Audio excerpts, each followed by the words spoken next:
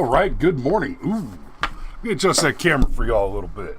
Bring that bad boy over here and up a bit. There we go. That's better. Oh, shifted stuff around on the desk. I must have just bumped it. And so good morning. How we doing today? I see Dave, Bowen, I see Steve, and I see Trish. Good morning. Good morning. Hopefully we'll get a few more eyeballs in that audience. Uncle Steve, good morning. Good morning. So, ladies and gentlemen, it's Firearms Friday. As you'll notice, I am currently exercising at my desk my right to bear arms. And that is because, well, it's likely the most important right that we have. All right? You know, we're guaranteed the right to life, liberty, the pursuit of happiness. We say this over and over on this show. Life comes first. Dead people don't get to be happy or free. And you stay not dead by making the bad guy dead first. I've seen me do it. Sometimes shit happens and you have to take care of business. Now, I'm going to lead off, and I'm going to end up popping back and forth between stories a bit this morning. But before I dig into the main story, what you're all here to hear about, and that is that Marjorie Taylor Greene has filed legislation to abolish the ATF. I'm going to say that again. Marjorie Taylor Greene, the representative from Georgia, of who our usual co-host Cameron is a constituent directly, has filed legislation to eliminate the criminal organization, the Bureau of Alcohol, Tobacco, Firearms, and Explosives. Now, that said, let me refresh you a little bit, because I find it especially entertaining, coming off of last week's Firearms Friday, that this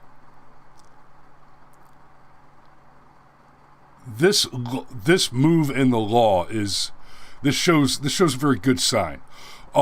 There are a couple of things, and so last Friday what we talked about the history of the ATF. If you'll remember, the ATF was formed originally as part of the Department of Treasury in the mid-1800s. And so from its inception, because you got to understand, when it was first formed, you know, the Department of Treasury was still the Department of Revenue. The ATF was formed there.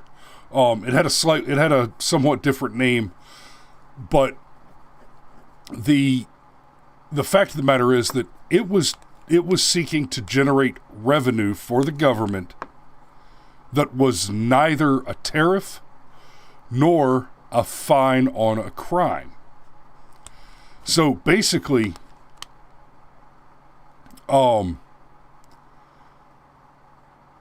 from its inception, the ATF has been an illegal organization.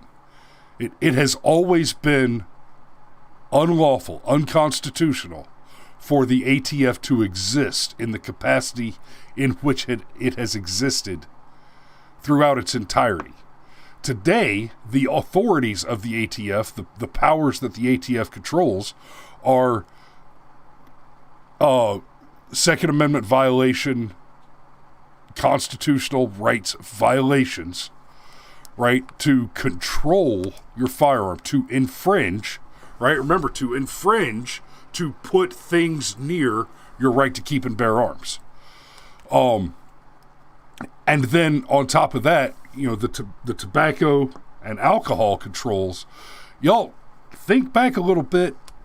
The prohibition of the 1920s, that had to be done by a constitutional amendment, right? The 18th Amendment, one of the most important things that we can take from the 18th Amendment as a matter of legal precedence is that because prohibition was unlawful, was unconstitutional, because there is no mention in the Constitution of an authority for the government, for the federal government especially, to be able to control trade, production of any kind of any sort whatsoever, let alone personal preferences, what you want to produce, distribute, consume, possess. the fact that they cover alcohol and tobacco is also unconstitutional. And it required a constitutional amendment because it was always illegal for prohibition to happen until there was a constitutional amendment. And it required a second constitutional amendment. Remember, we're talking about the 18th and 21st Amendments here. It took a second constitutional amendment to repeal the original amendment. Now, there's also a good case to be made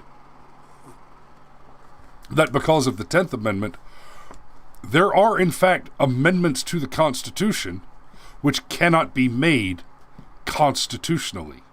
There are things that the Constitution prohibits the government from doing, namely, all of the things that aren't listed. Right? Because let's not forget, Roe v. Wade finds its authority from an assumption made out of the, and I quote, nebulous penumbra of unenumerated rights, assuming a right to privacy which is not mentioned, but is assumed from the necessary right to privacy, which is assumed from the necessary right of free association, which is assumed from the explicitly enumerated right to freedom of assembly. Right? That's part of the reasoning. You know, that right to privacy comes from assumptions based on, from presumptions based on readings of the First Amendment, the Fourth Amendment, and the Fifth Amendment, right? Fourth Amendment, securing your person's properties and papers. Fifth Amendment, right not to incriminate yourself. You can't be compelled to incriminate yourself. And the First Amendment gives you the right of freedom of assembly. And from that, the Supreme Court determined that out there in the nebulous penumbra, there's a shitload of things that you have the absolute right to do, and as long as the authority to regulate those things was not ceded to the federal government by the Constitution originally or later by an amendment, then quite simply, they don't have the authority to reduce your right to do X, Y, and Z. Amid that nebulous penumbra, that huge ball of uncertainty from which we know there are rights we have that the government cannot infringe, we assume a right to privacy based on the fact that your right to assemble means that you necessarily must have a right to free association. That is to say that you can associate with whom you wish, and you cannot be required to associate with whom you do not wish. Incidentally, that's the same way that the bakers won their case on the Bake the Cake case. They won it partially on freedom of expression, and the counter claim that you can't compel speech, like Peterson's argument on the Canadian hate speech laws. But it was also part of it was also that you have the freedom of association. You don't have to associate with people that you don't want to for any reason at all. Right? If you want to be a racist and pick a color of person that you just don't ever want to talk to, that is your constitutionally protected right. Doesn't mean that it's the right thing to do or that it's a good thing to do or that it's even useful, but it is a constitutionally protected right. Now, let's take a look at Marjorie Taylor Greene. What the hell? Okay, guys, I've got some funniness going on with my computer, and I don't know why, but the last 2 days, every time I switch to this view, it seems to be accessing a different monitor. So I got to figure something out there. This will just take me a half a tick.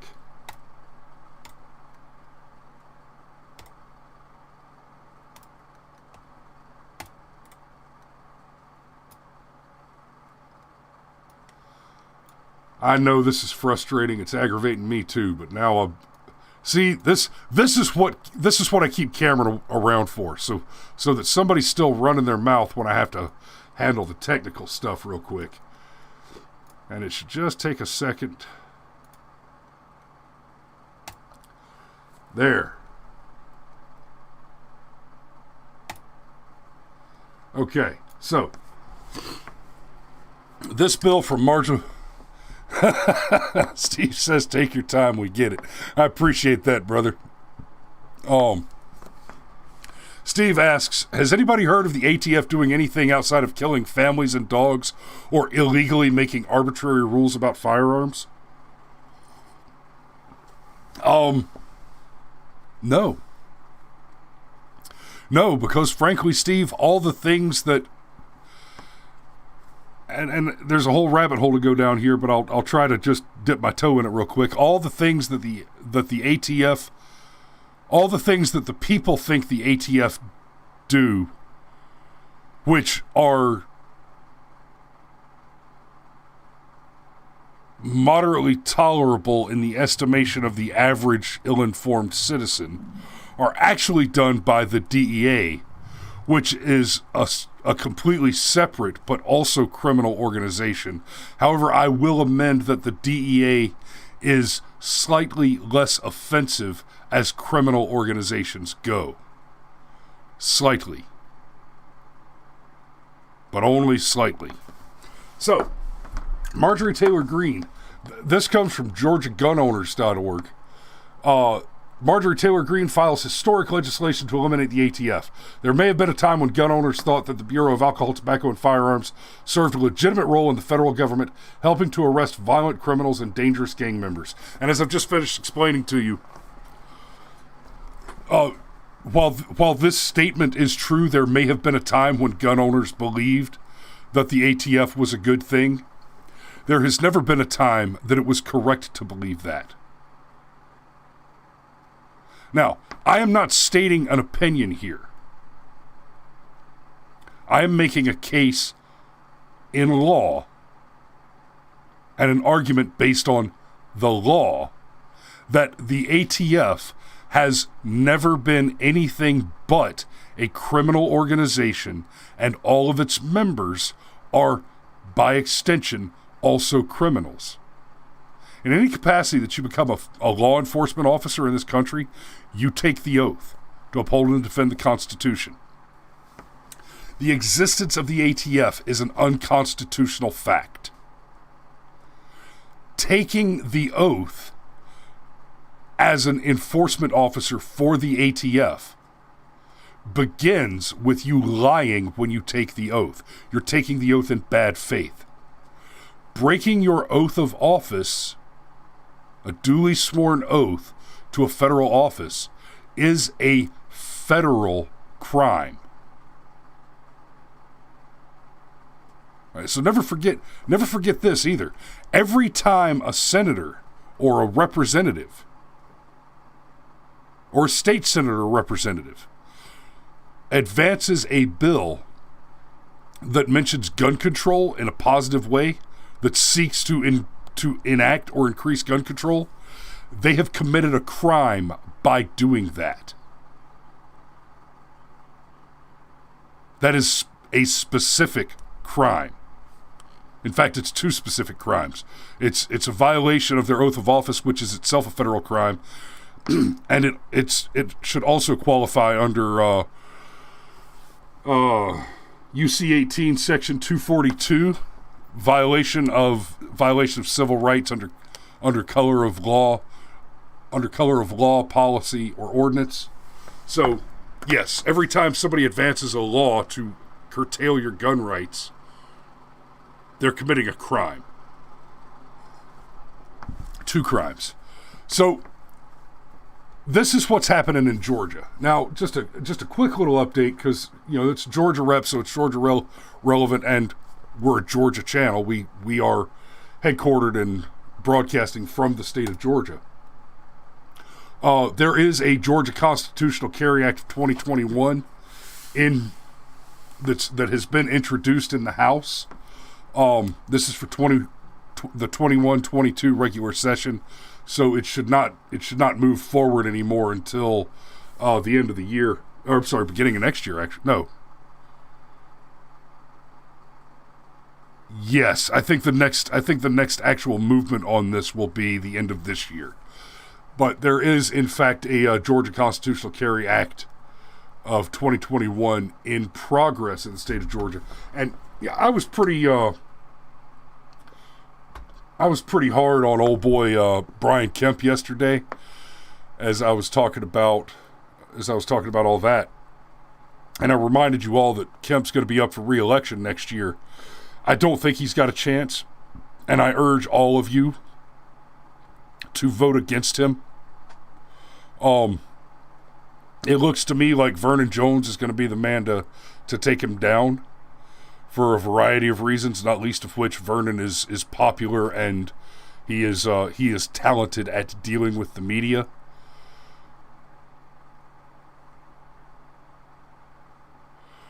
Okay, so Uncle Steve, I'll address that real quick. He says, I think you're missing the point. All the Alphabet's outfits are nothing but parking places for Democratic voters. I don't disagree with that. I would say that some of those organizations are more offensive and more destructive than others.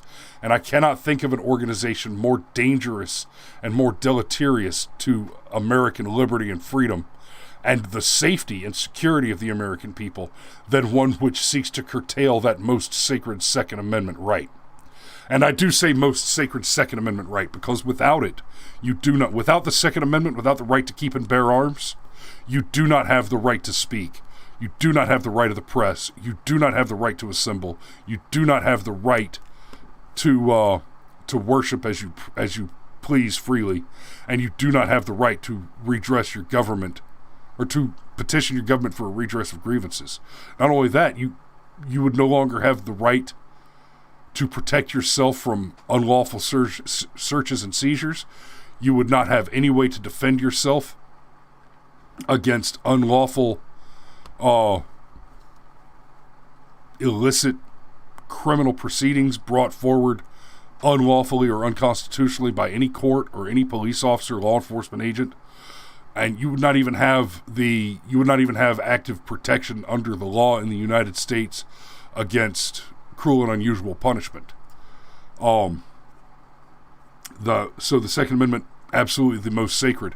And for that reason, I put forward that the ATF, followed immediately by the DEA, are the two most dangerous and damaging and high priority abolition targets for reasonable House resolutions and laws which will remove those cancers from our society.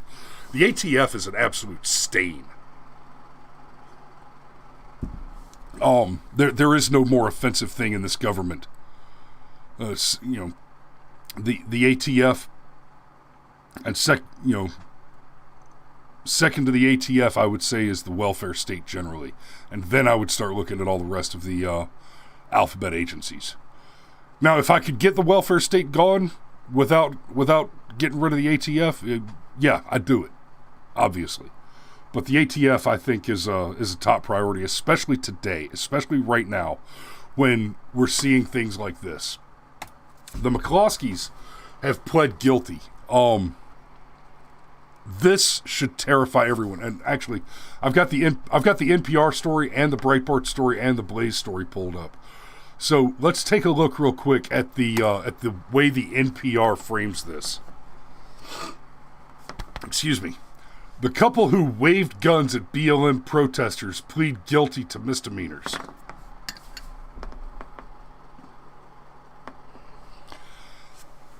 The couple that waved guns at BLM protesters plead guilty to misdemeanors. So, did these guys go to a protest somewhere? Did they get in their car and drive out to a protest and find a large group of BLM activists waving with their flags and signs, peacefully protesting, not burning anything down, not doing any property damage, not murdering anyone, not assaulting anyone, not blocking any roadways, committing no crimes at all, right? BLM protesters just peacefully protesting, waving their signs, etc., etc. And these two people rolled up and drew guns and started waving the guns at them and issuing threats, right? Is that what happened? Because, the couple who waved guns at BLM protesters plead guilty to misdemeanors. Maybe they were just out for a nice afternoon walk downtown and happened across a couple of BLM protesters and pulled out their lawfully carried personal firearms and waved those guns at the protesters, thereby committing a crime, right? Because they drew their weapons and brandished them for no reason at all. Is that what happened? Let's see. File under sorry, not sorry. So the first paragraph, the wealthy husband and wife team who were slapped with criminal charges for waving guns at Black Lives Matter protesters in St. Louis, Missouri last year pleaded guilty to misdemeanor charges in court on Thursday and agreed to give up the guns seized during the investigation. Wow, after that first paragraph, it still sure does sound like they just walked up to a bunch of protesters for no apparent reason and just started waving their guns around with no reason whatsoever. Patricia McCloskey, who menaced the marching crowd with her finger on the trigger of a handgun, pleaded guilty to misdemeanor harassment and was ordered to pay a fine of $2,000. Mark McCloskey pleaded on his AR-15 misdemeanor fourth-degree assault. He was fined $750. And apparently their lawyer said both of them understand that what they did is a violation of Missouri law. That's a false statement. You need to fire that lawyer because that is an absolute false statement. The couple's attorney, Joel Schwartz, told NPR, "I think it was equitable and justice was served." Now, Mark McCloskey did say if he was faced with a similar situation, he would do the same thing again. And absolutely.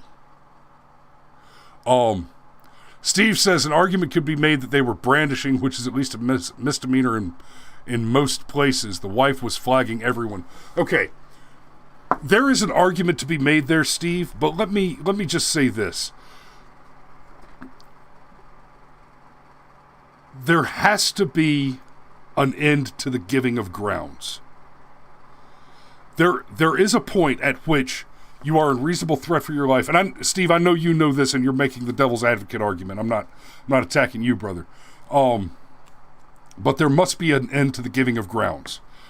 First 5 paragraphs of this story. And if you didn't know, what you've just read here suggests that these two people just randomly drew their weapons on a group of peaceful protesters. Because let's be perfectly realistic here.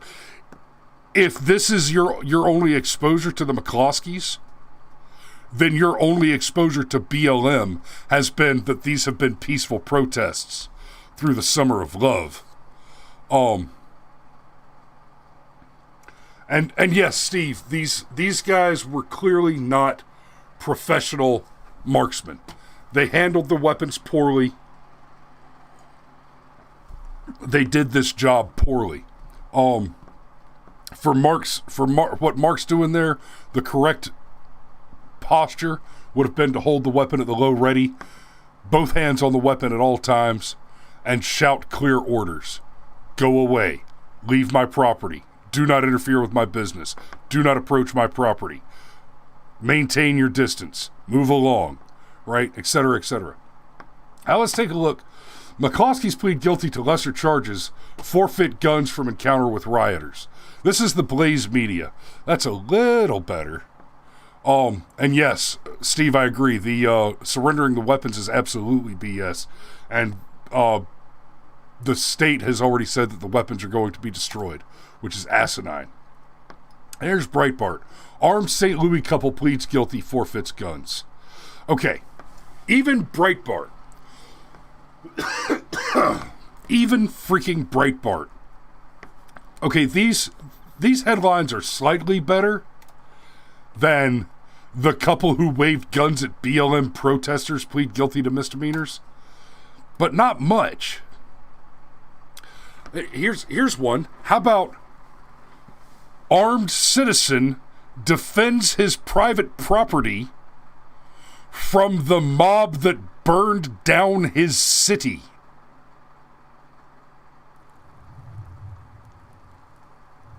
That's a factual headline. These headlines are barely factual. The headlines contain only half the story. Not even half the story. Right?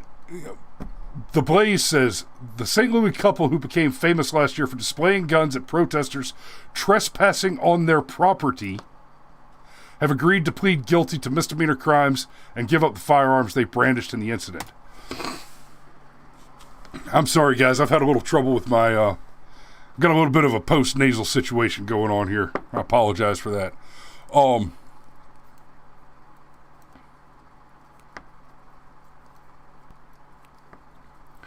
Dave asks, why are they able to hire armed guards to protect them, as they've now done, but not allowed to arm and protect themselves and their property?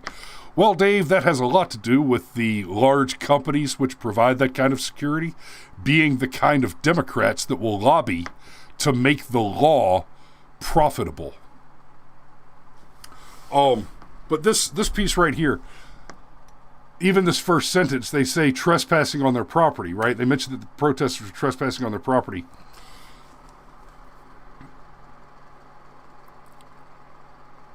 Here's what I want to see in a story about this, in anything related to this story. The first paragraph needs to mention that the McCloskeys were armed with lawfully owned firearms on their private property, and they were actively being threatened at the time, which is true, which is the case, by an armed mob which destroyed a security gate in order to enter a secured, walled community, gated community, and then approach private properties because they were marching through a private gated community after destroying the security gate and threatening people in their private homes. The McCloskeys, what the McCloskeys did when they drew those firearms was A, self-defense, B, perfectly lawful, and C, legitimately law enforcement.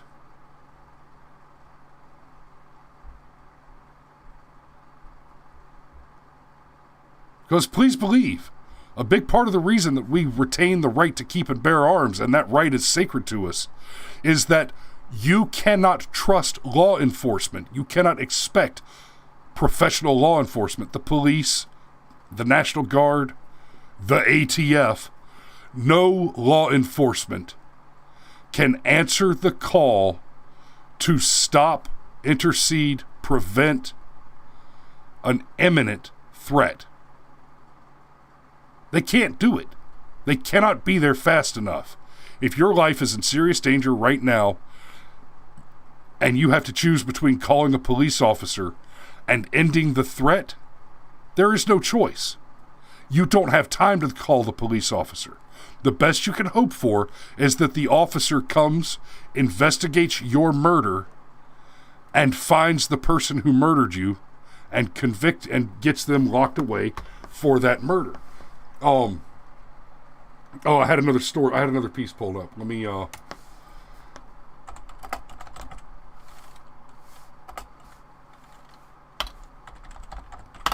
see if I can find this again real quick. Well, anyway, I was looking at the crime statistics earlier. You know, nationally, I say the best you can hope is that officer comes to investigate and find the murderer. The homicide solve rate in this country is barely over 50%.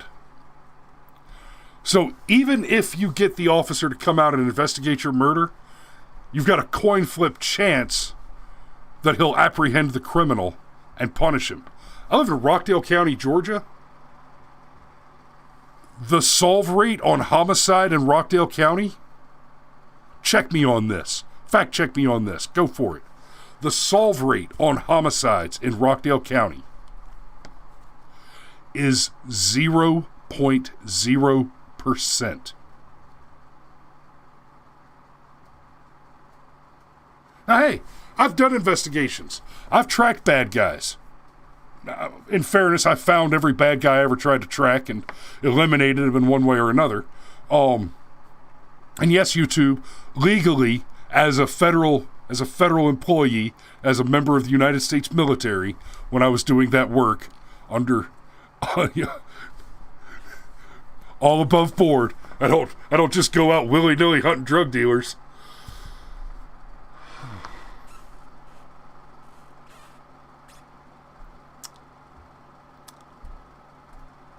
Sorry.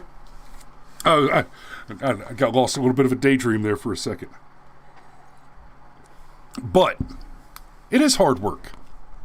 Now, my solve rate was 100%, but my sheriff's solve rate is 0. The national solve rate is 50. The average fluctuates between 52 and 56%. But that's barely more than half. Barely more than half.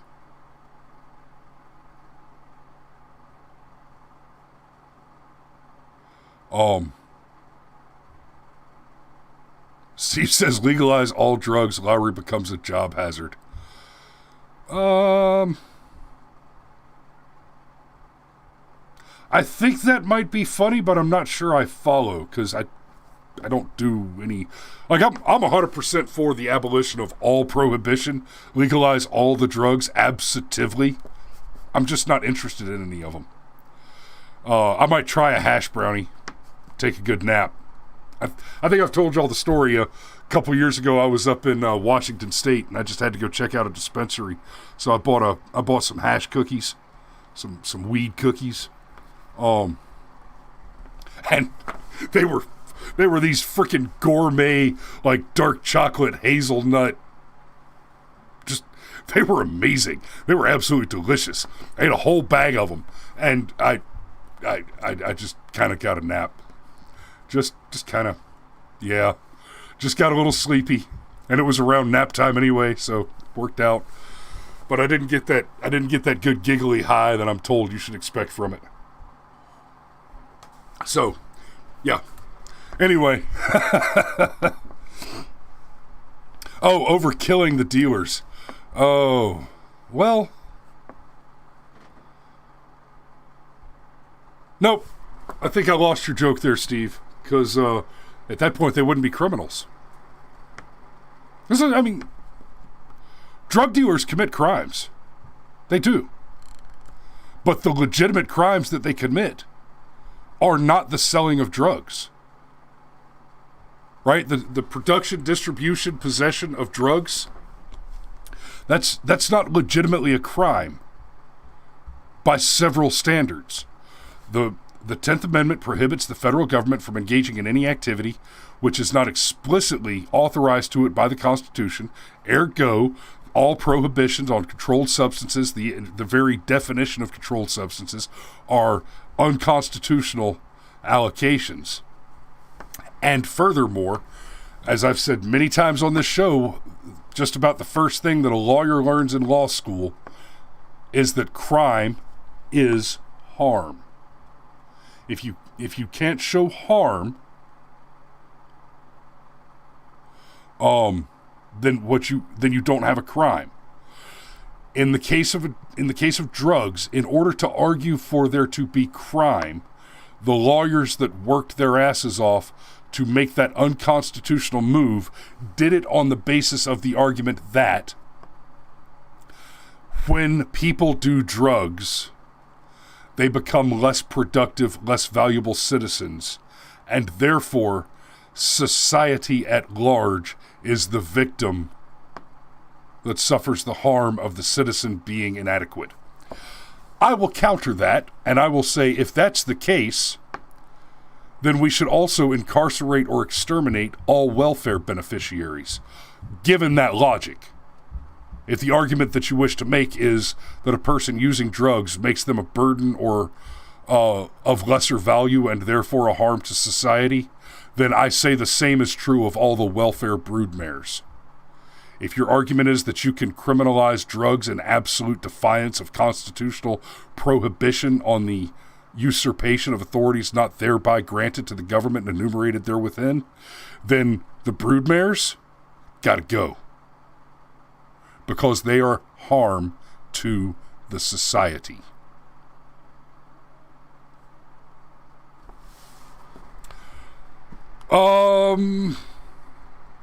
In fairness, biscuits and gravy, there's a bunch of billionaires out there that are hitting a little coke to keep rolling.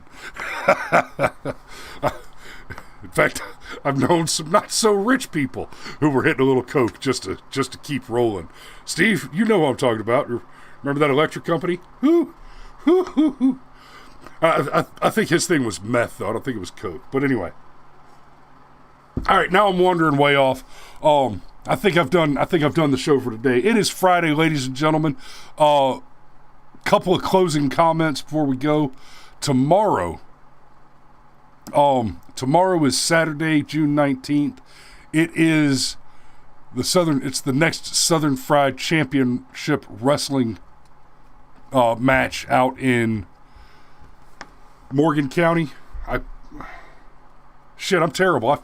I can't remember the name of the place. I'll be there. It's the Boys and Girls Club in Walton. That's it. Go check out Southern Fried Championship Wrestling's Facebook page to get directions to the event.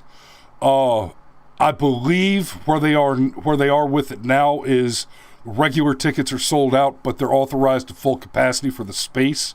So I think you can still buy tickets at the door, but you need to bring yourself a camp chair to sit in. There won't be enough folding chairs to go around, and I'd rather have my big butt in a camp chair anyway. It's much. I've got them extra large ones that are extra sturdier, and they super comfy.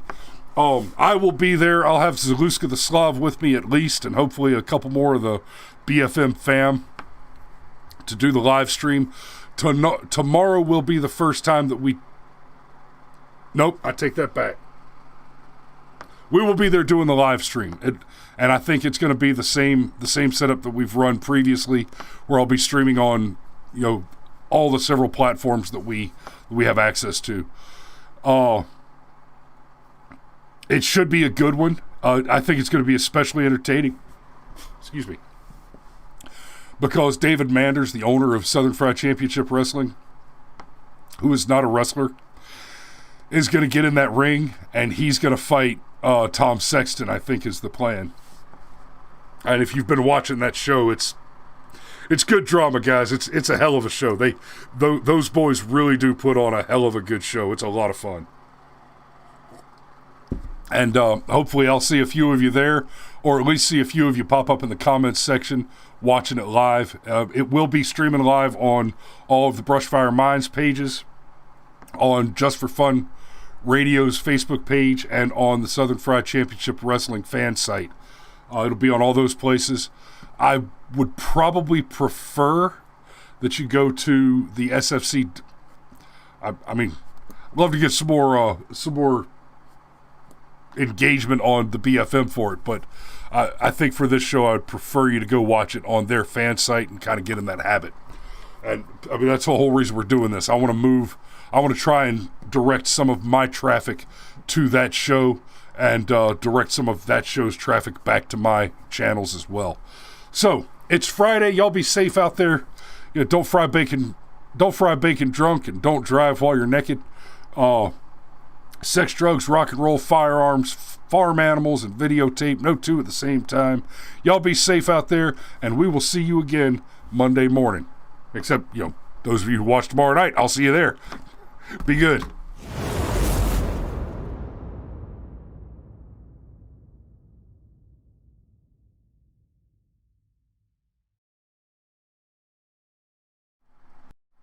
Oh yeah, and apparently, Steve, all the midgets are the pro wrestlers keep telling me that all the midget wrestlers are just assholes and hard to work with. So, I don't know, but I did enjoy that show too. Love you.